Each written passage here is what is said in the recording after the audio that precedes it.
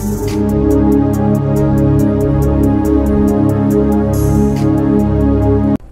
ప్రభువును మన రక్షకుడు అయిన యేసుక్రీస్తు నామమున అందరికీ వందనాలు.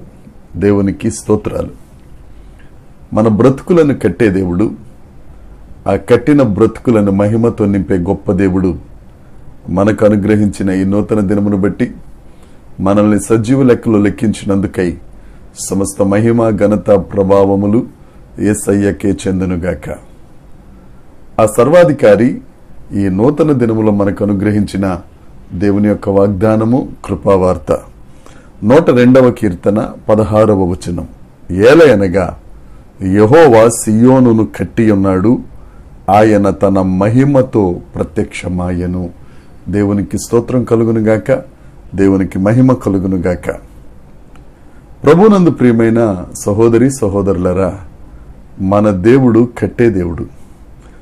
మన దేవుడు కూల్చే దేవుడు కాదు.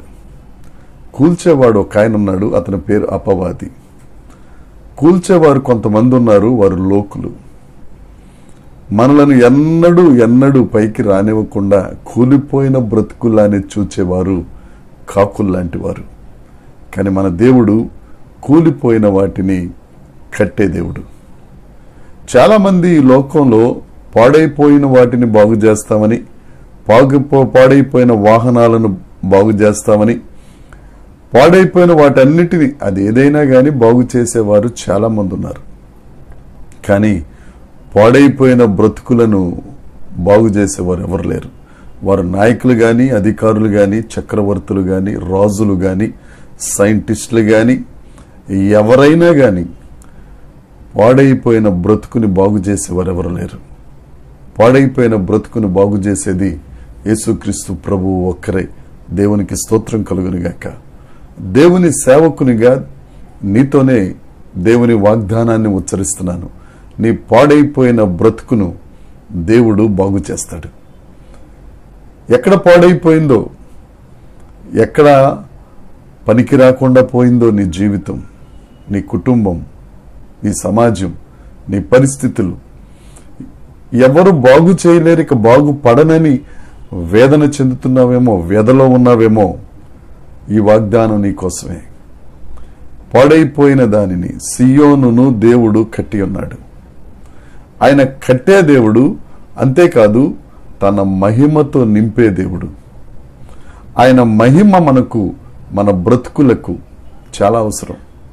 మనం ఎప్పుడైతే దేవునితో సహవాసం చేస్తామో, దేవుని దగ్గరికి పశ్చాత్తాపంతో చేరుతామో, వినయ హృదయం కలిగి, దీన హృదయం కలిగి, ఆ యేసుక్రీస్తు ప్రభువు చేసిన త్యాగాన్ని బట్టి మన బ్రతుకును విరిగి నలిగిన హృదయంతో ఆయనను చేరుకుంటామో, మన బ్రతుకును సమర్పిస్తామో, ఆయన పాడైన మన బ్రతుకులను కట్టడమే కాదు, ఆ కట్టిన బ్రతుకునకు ఒక మహిమను అనుగ్రహిస్తారు, ఒక ప్రకాశాన్ని ఇస్తారు, ఒక వెలుగునిస్తారు.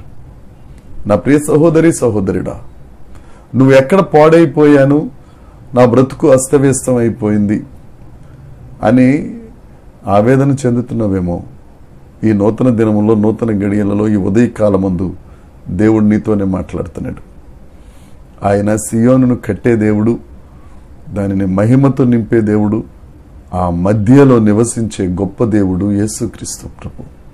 ఆ యేసయ్య దగ్గరికి రా, వినయంతో యేసుక్రీస్తు ప్రభు పాదాల ఎదుట సాష్టాంగపడు. నీ బ్రతుకే బంగారం అయిపోద్ది. దేవుడు వాగ్దానం చేస్తున్నాడు, ఆయన మాట తప్పని దేవుడు. యేసుక్రీస్తు నామమున ఈ వాగ్దానం ప్రతి ఒక్కరి జీవితములలో నెరవేరునుగాక.